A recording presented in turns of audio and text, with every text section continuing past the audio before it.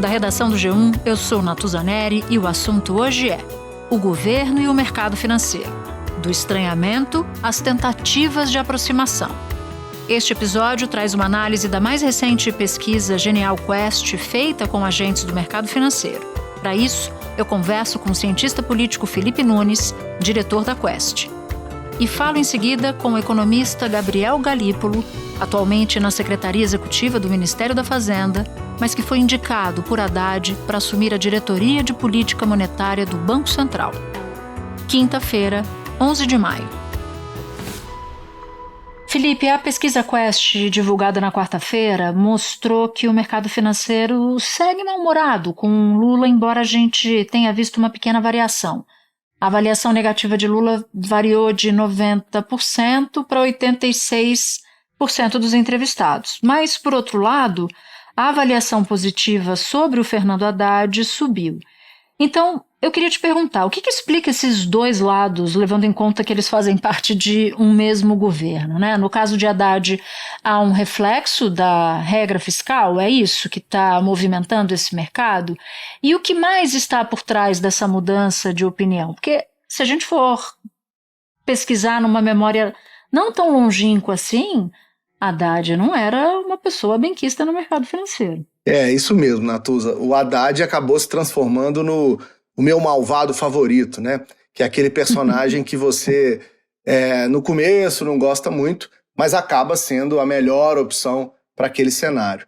O que a pesquisa está mostrando, Natuza, na minha avaliação, é que, embora a forma com que o governo está lidando com a questão econômica não agrade o mercado reconhece que as perspectivas mudaram, né? O governo tem um arcabouço que deve ser aprovado. Para 92% das pessoas entrevistadas, o arcabouço será aprovado no Congresso. Na Câmara dos Deputados, o projeto do novo arcabouço fiscal enviado pelo governo federal começou a ser debatido. A proposta traz novas regras para o controle dos gastos públicos, em substituição à lei do teto de gastos, que limita o crescimento das despesas à inflação do ano anterior. Você tem, de fato, a compreensão, e aí é ampla no Congresso Nacional, a gente percebe até movimento da própria oposição nesse sentido, de que é preciso equilibrar as contas. Com esse consenso, se cria um espaço para uma votação muito rápida, ainda nesse primeiro semestre. O mercado reconhece a relevância e a importância da revisão de renúncias fiscais, que deve arrecadar, na opinião das pessoas aí entrevistadas, entre 50 e 70 bilhões, e os juros devem começar a cair no Copom de agosto. Isso tudo junto, claro, leva a uma ponderação de que Haddad, repito, não é o melhor nome, não é visto como o queridinho da Faria Lima, mas está fazendo o seu trabalho, ainda mais em se considerar que, se Haddad não der certo, as opções, as alternativas poderiam ser muito piores para o mercado. Lula, em compensação, Natuza, vai numa direção diferente. O Lula apostou até aqui em mais confronto, em mais discordância, em mais crítica. Lula desdenhou das reações do mercado financeiro. Mas se eu falar isso, vai cair a bolsa, vai aumentar o dólar. Paciência, porque o dólar não aumenta e a bolsa não cai por conta das pessoas sérias, mas é por conta dos especuladores que vivem especulando todo santo dia. E esse tom crítico, esse ainda não comprou o mercado. A pesquisa também mostrou que a maioria do mercado financeiro ainda avalia que a política econômica está indo na direção errada. Mesmo assim, o índice melhorou um pouco. E agora, há menos gente achando que a economia vai piorar ou que o país corre o risco de recessão. O índice dos que acham que há uma perspectiva de melhora no futuro subiu de 6% para 13%. Felipe, como é que você lê essa aparente contradição? É uma contradição interessante, Natuza, porque ela mostra que o mercado tem dois lados. Tem uma visão política sobre os fatos e uma visão técnica. Quando eu estava te explicando como é que o mercado está reconhecendo as novas perspectivas, esse novo momento, por conta do arcabouço, por conta da possível queda dos juros, por conta da revisão das renúncias fiscais, o que eu estava exatamente dizendo é que o mercado olha para tudo isso e diz, opa, nesse cenário, a possibilidade de uma recessão é bem menor. Ou seja, o governo trabalhou para gerar isso. Em compensação, o mercado também acha que essas medidas tendem a aumentar a inflação, que é um outro indicador que a pesquisa aponta né, e que está nos dados trabalhados pela gente. Ou seja, a política, né, econômica do governo não é adequada àquilo que a Faria Lima gostaria, mas reconhece que, tecnicamente, as medidas adotadas tendem a levar a um cenário econômico melhor. E talvez isso é que importe. Eu quero distinguir essa questão técnica para a questão econômica, porque, claro, o mercado financeiro, Natuza, que é com quem a gente está falando aqui, não tem a verdade sobre tudo, né? A pesquisa é um recorte de um grupo importante que pauta o debate, que, né, que opera a partir das expectativas que o próprio governo estabelece, mas eles não são unanimidade, eles não, quer dizer, não é porque eles acham isso ou aquilo que está certo ou que está errado. O que é interessante é que, neste contexto, o Haddad está conseguindo se estabelecer uma conexão positiva com esses atores, e isso está fazendo com que eles percebam, tecnicamente, a possibilidade de uma não recessão, mas ainda torcendo o nariz para a forma, para a maneira, para o jeito como essa política é tocada ali no governo. À luz do que você consegue medir de humor do mercado, em comparação com o que você também consegue medir de humor da população, porque você também faz pesquisas mais amplas, eu me lembro de uma delas em que os números da população mostravam que havia uma aprovação dessa ofensiva do Lula em relação aos juros altos. Como é que você coloca essas duas pesquisas sobre a mesa? Assim, como é que você analisa as duas? Natuza, é muito interessante, porque geralmente os resultados, quando contrastados, são muito diferentes. Esse exemplo que você acabou de dar é perfeito, né? Na pesquisa que a gente fez no mês passado, a gente perguntou para as pessoas se achavam que o presidente Lula estava certo em enfrentar, né, os juros altos, em criticar os juros altos e confrontar o Banco Central. E a população dava amplíssimo apoio ao presidente. Quando a gente fez a mesma pergunta para o mercado financeiro, a resposta foi bem diferente, Natuza. A resposta foi que não, que o governo tinha que esperar, que não era o momento adequado. Esse é um bom exemplo, né, de como o mercado não necessariamente traduz os anseios, desejos, né, vontades da população como um todo. E o problema aí é que, embora sejam poucos, eles são importantes, vocalizam suas preferências bem e, claro, têm poder econômico. Isso importa, né, num processo de disputa de narrativa democrática. Eles formam preços também, né? Exato. Então, formar o preço, né, nesse cenário, Natuza, é o que acaba determinando, inclusive, outros, né, elementos, inclusive políticos, né? Existe um belíssimo estudo de uma colega cientista política, Daniela Campelo, mostrando como, por exemplo, os mercados emergentes tendem a especular mais do que o normal quando presidentes de esquerda estão próximos de vencer a eleição, né? Ela mostra que isso não é um fenômeno brasileiro, isso é um fenômeno mundial. Ela começou estudando na América Latina, mas depois expandiu isso para outros cenários. Ou seja, Natuza, o mercado é importante, ele determina, né, muitos dos rumos, inclusive da política, mas não necessariamente é convergente, né, em relação à opinião das pessoas. E agora falando um pouco dessa mudança mais recente, que foi a indicação do Gabriel Galípolo, que é o número 2 do Ministério da Fazenda, para o Banco Central. Nome esse que ainda precisa passar pela aprovação do Congresso. Na sua avaliação, como é que fica a relação com o Congresso e com o próprio mercado financeiro sem o Gabriel Galípolo, tendo em vista que ele tem uma boa relação com o Congresso, desenvolveu isso, mas também uma boa relação com o mercado financeiro, uma vez que ele vem de lá? Então, Natuza, vamos esclarecer para quem está nos ouvindo o que está acontecendo, qual é a função e qual é a posição que Galípolo está indicado, né, para assumir. A diretoria de política monetária é basicamente tem como responsabilidade falar com o mercado, ouvir o mercado, né, vender dólar, cuidar das reservas, tá olhando para o câmbio o tempo inteiro, ou seja, é ali que está o termômetro da política monetária brasileira o tempo todo. E é interessante, porque ao contrário do que ele vinha fazendo no Ministério, essa posição é uma posição em que o esperado é que ele fale nada com o Congresso e muito com o mercado, né? O Galípolo, se aprovado para a diretoria, vai ter que ampliar, né, as suas conexões, o seu diálogo, sua relação com o mercado financeiro, porque ele vai passar a operar agora numa outra dimensão, né? O Galípolo é alguém que se aproximou do Partido dos Trabalhadores, principalmente nas eleições, né? Ele fez a interlocução do PT com o mercado financeiro, com a Faria Lima, ele tem um diálogo bom com o mercado, uma área que o PT tem muitas dificuldades, né? Inclusive, Natuza, era esperado que alguém nesse lugar tivesse um pouco mais de experiência em trading, mais até do que Galípolo tem. Embora ele tenha uma experiência no mercado financeiro, não é exatamente uma experiência de trading. Então, o que eu acho que muda é que, é claro, embora o Galípolo continue tendo relações no Congresso, continue tendo uma importância, né, na compreensão da dinâmica política ali dentro, ele vai ter que ocupar uma posição mais discreta, né? É só a gente lembrar, quem fala no Banco Central é o presidente. A gente quase nunca viu um diretor falando, né, aparecendo, estabelecendo relações. É mais realmente uma questão para o presidente. Então eu acho que isso muda, né? E com essa mudança, Natuza, a gente também vai ver uma mudança em relação ao mercado. Por quê?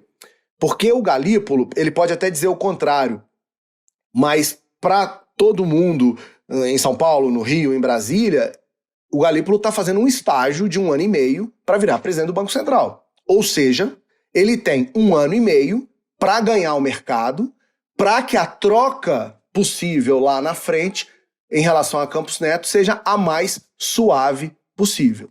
Além do presidente Roberto Campos Neto, são 8 os diretores, eles têm um mandato e os mandatos não acabam todos ao mesmo tempo, eles vão se renovando.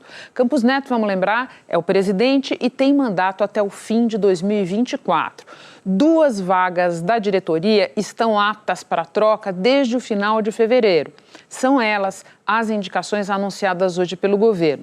Na diretoria de política monetária, vamos ver aqui, sai Bruno Serra e entra, então, o Gabriel Galípolo. Na de fiscalização, sai Paulo Souza e entra Ailton Aquino. No fim deste ano de 2023, acabam os mandatos de outros 2 diretores. E o governo vai poder fazer indicações para os lugares hoje ocupados por Fernanda Guardado e Maurício Moura. Por causa disso, que eu acho que ele vai acabar sendo bem discreto na relação com o Congresso e vai estabelecer o máximo possível de uma relação positiva com o mercado financeiro. Quando você fala lá na frente é quando o mandato de Campos Neto termina, é isso? Exatamente, nós vamos ter pela primeira vez, né, uma transição de um Banco Central independente, né? A gente nunca teve isso na história e sabe-se que Lula pretende fazer essa transição na direção de ter um presidente do Banco Central mais aliado à sua política econômica, à sua visão econômica. Felipe, muito obrigada por voltar aqui ao assunto. Está convidado para voltar outras vezes, as portas estão abertas, foi muito bom ter você aqui. Eu que agradeço, Natuza. Parabéns pelo excelente trabalho, estou sempre te escutando e obrigado pelo convite mais uma vez. Espera um instante que eu já volto para falar com Gabriel Galípolo. Galípolo, a ministra Simone Tebet deu o tom da sua indicação. Ela disse assim, abre aspas, é uma pessoa que será a voz do governo federal, a voz do Brasil dentro do Banco Central, fecha aspas. E o ministro Fernando Haddad foi mais sutil. Ele disse assim, é preciso alinhar a política fiscal e a monetária.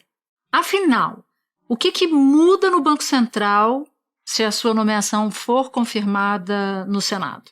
Não, eu acho assim, acho que a ministra Simone foi muito generosa comigo, ela tem sido muito generosa comigo, uma grande parceira e uma referência mesmo, assim, como pessoa que eu tenho aprendido muito e cada vez, daquelas pessoas que quanto mais você conhece, mais você admira. O ministro Fernando também, um pouco antes, numa entrevista, acho que na CBN também, ele também fez elogios muito acima dos que eu mereço ali, né? Então acho que não vejo nenhum tipo de contraposição entre a fala dos dois. O que eu acho, assim, é que não é por acaso que acho que o governo escolheu a indicação do presidente da República e o próprio ministro Fernando Haddad, uma pessoa que talvez seja a pessoa que mais dialoga com o Roberto Campos do governo, né? Então, assim, a gente sabe que a intenção que o Fernando vem falando desde o início é como é que se harmoniza as duas políticas, como é que se harmoniza a política fiscal e monetária. Só por curiosidade, né, se isso... a primeira vez que eu ouvi o nome do Galípolo para o Banco Central partiu do Roberto Campos Neto. Eu estava no G20, na Índia, fomos almoçar juntos e foi a primeira pessoa que mencionou a possibilidade do Galípolo ir para o Banco Central no sentido de entrosar as equipes do Banco Central e da Fazenda. Ele está indo para lá com a autonomia necessária para cumprir a lei. A mesma lei que os outros 7 membros do Copom têm que respeitar. E com o seguinte comando, buscar harmonizar a política fiscal e a política monetária. O que significa isso, né? A gente, durante muito tempo no Brasil, teve políticas monetárias e fiscais que iam em sentidos opostos, né? Ou seja, muitas vezes você tentava compensar a política monetária através de uma política fiscal que ia no caminho contrário, e isso costuma dar um resultado muito pouco positivo, né? Então, a intenção que está sendo colocada é que, com a minha ida para lá, se por acaso meu nome for aprovado na CAI, né, eu possa colaborar nesse diálogo e colaborar nessa interlocução e harmonização entre as políticas. CAI, só para a gente localizar quem nos ouve, Comissão de Assuntos Econômicos do Senado. Mas eu tenho uma dúvida. Você, de fato, sou jornalista de política, cubro o governo, vejo isso nos bastidores, você é a pessoa que tem, no governo Lula, maior interlocução com Roberto Campos Neto. Por que você precisa ir para o Banco Central, já que você já tem essa interlocução e ainda assim o juro está em 13,75? Não é uma interlocução que esteja pensando para alguma coisa de como é que eu vou resolver nesse mês, em 2 meses, em 3 meses, né? Eu acho que essa interlocução vem acontecendo tanto de diálogo quanto de medidas, né? Você percebe nas próprias comunicações do Banco Central e nas atas como ele vem observando as medidas que a Fazenda vem tomando, né? Como a preocupação do ministro Fernando Haddad ao estruturar o arcabouço fiscal, ao fazer as medidas de restabelecimento da base tributária do país, ao permitir uma transparência maior, tudo isso se retroalimenta positivamente e complementa, né? Na ata da reunião da semana passada, que manteve a taxa básica de juros em 13,75% ao ano, o Comitê de Política Monetária do Banco Central reafirmou que a proposta do governo de uma nova regra de controle das contas reduziu a incerteza sobre cenários extremos de crescimento da dívida pública, mas que não há relação mecânica entre a política monetária e a aprovação do arcabouço. O Copom ressaltou também que um arcabouço fiscal sólido e crível pode ajudar a combater a inflação. E aí, obviamente, eu estou aqui para colaborar na posição que o presidente Lula e o ministro Fernando Haddad acharem que eu posso colaborar mais, né? Como você sabe, a minha pretensão aqui não é uma pretensão pessoal, de carreira pessoal ou alguma coisa nesse sentido. A minha intenção é realmente poder, modestamente aqui, colaborar com um projeto de sociedade, né? De sociedade. Isso me chamou bastante atenção. Você vem do mercado financeiro, e os egressos do mercado financeiro nem sempre são conhecidos como ases da política, né? Eles nem sempre transitam bem no mundo político. Você adquiriu esse chip muito rapidamente e tem sido um braço importante para o ministro Fernando Haddad. A sua saída do Ministério da Fazenda não deixa a cúpula da Fazenda capenga no sentido da articulação política, da comunicação do Ministério da Fazenda, da equipe econômica com o Congresso Nacional? Eu acho que não. Acho assim, o Dario que está vindo aqui é um cara que tem muita experiência nisso. Eu tenho dito isso para muitos dos interlocutores. A gente tem uma pessoa aqui que é o Laio, que é o chefe de gabinete, que ele é um jovem brilhante, assim, ele tem um talento incrível. O próprio ministro Fernando Haddad, que é um político mais alto que late ali, né, mais alto escalão. Então acho que tem esse processo aqui com muita gente competente, os secretários todos aqui que estão indo muito bem, um time muito entrosado na Fazenda. Eu tenho certeza que o Dario vai ser um reforço muito importante aqui na Fazenda.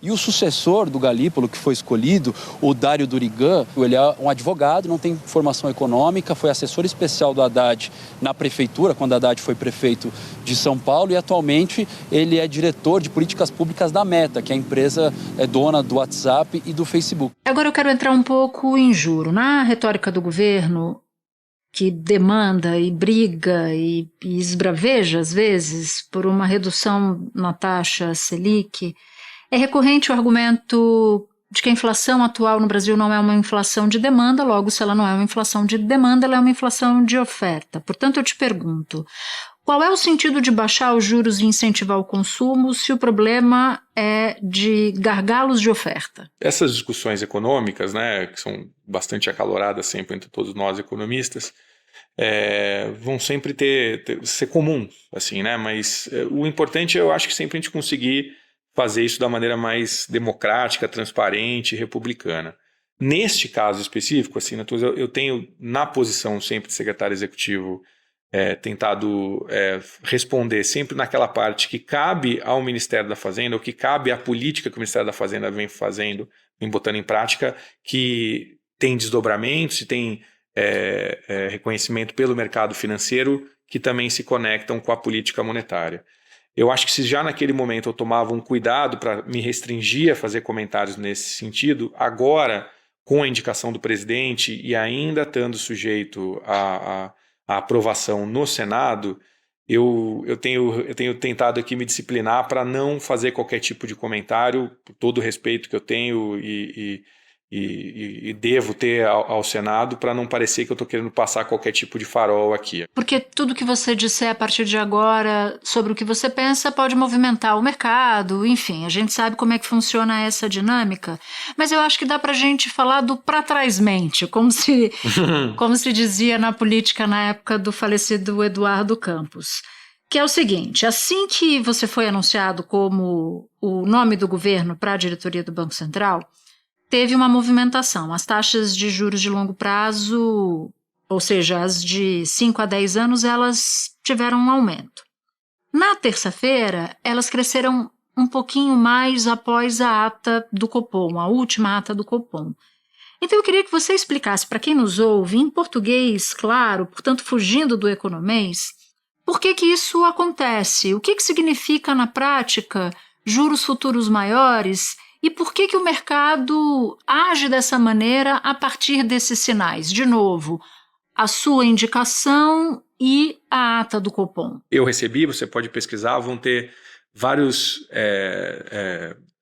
comunicados que circularam com informações que registram de maneira diferente, né, como é que foi recebido ou como é que não foi recebido, de acordo com o momento que você faz o recorte, de acordo com a variável que você está pegando, se é câmbio, se é juros, qual é o vértice. Então tem uma série de dificuldades por trás disso.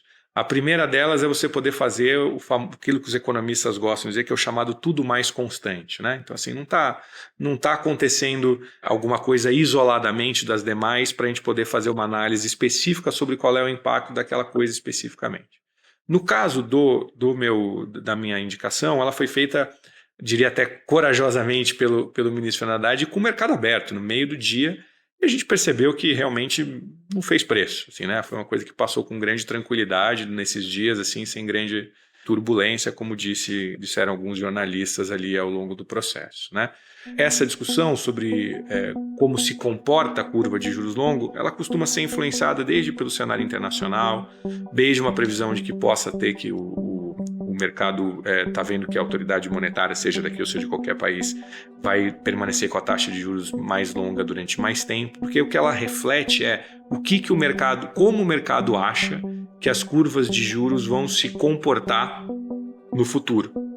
Como que as curvas de juros vão se comportar no futuro. É isso que o mercado está apostando. Então se é um título que vence em 2030, qual que vai ser a média da taxa de juros daqui a 2030? Então, se você acha que subiu, você acha que vai ser superior essa taxa. O mercado está precificando que, ao longo do segundo semestre, tem algum tipo de redução nos juros.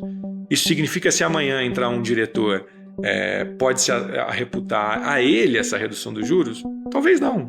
Talvez, como a gente disse, já estava ali precificado na curva de que isso viria acontecendo. Agora, a sua relação com o Roberto Campos Neto é que tipo de relação? Vocês se falam todos os dias? Quando as coisas esquentaram no governo, vocês continuaram se falando? Eu estou perguntando isso, porque como eu não posso perguntar como vai ser a sua relação no Banco Central, porque você vai me responder que você não foi aprovado ainda, eu quero saber, então, do presente para trás. Como é a sua relação com ele? Vocês brigam, vocês arengam, vocês se dão bem? Não, eu nunca tive nenhuma briga com o Roberto, não. A gente conversa bastante, né? Não todos os dias, mas a gente conversa bastante, sim. Conversamos bastante sobre economia, né? Chegamos a, às vezes, trocar indicações de papers, de textos, né, para ler. O Roberto é sempre muito cordial, muito adequado, muito elegante nas conversas, ele sempre é muito aberto, a gente consegue ter uma conversa do mais alto nível sempre. E eu espero que, tendo meu nome aprovado ou não no Banco Central, estando onde eu esteja, a gente possa manter essa relação que já é uma relação boa de conversa entre a gente. Para terminar, Galípolo, você vem do mercado financeiro, como eu havia dito. Conhece as pessoas que são as que representam as vozes que falam em nome do mercado. E uma pesquisa da Quest, divulgada na quarta-feira, diz que 90% dessas pessoas, dentro de uma amostra com gestores e analistas do mercado financeiro, acham que a política econômica está indo para o lado errado. O que acontece? Pesquisas sempre tem toda a discussão, você conhece bem, você acompanha eleições, sobre quais são as metodologias, quais são as amostragens que são significativas e tudo mais. E especialmente, no caso, quando você está fazendo uma pesquisa onde quem está respondendo pode, eventualmente, de acordo com quem seja, ter uma intenção. Ou seja, às vezes eu tenho uma preferência por algum tipo de visão e ao responder eu sei que aquele resultado da pesquisa pode colaborar ou não para a intenção que eu tenho.